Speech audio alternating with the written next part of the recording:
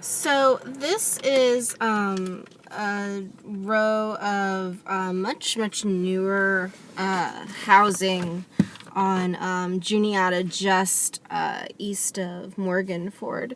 And the reason why I chose this is because this isn't something, just restricted to Tower Grove South, but a lot of my friends who live in the city grew up in the county, and part of the reason why we moved to the city is not just for the location, much better walkable neighborhoods, maybe closer to work, things like that, but also for the architecture. A lot of us are really drawn to, much older forms of architecture as opposed to the, kind of standard, what we sometimes call county housing, as a couple of my friends have called it.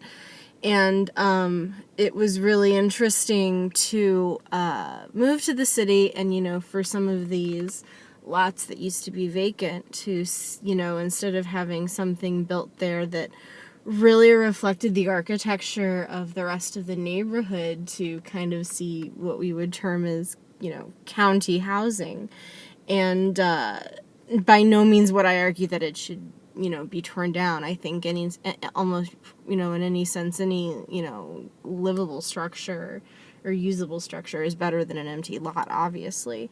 But I just thought it was really interesting. I've been in parts of the city where there's this kind of new architecture, and it's like driving into any subdivision in the far outskirts of St. Louis County, and it's just really weird. It looks really out of place, and a part of me wishes that when there is new construction in a neighborhood in the city, I wish that there was always more of a concerted effort to create something and design something that really reflects the historical architectural character of the neighborhood.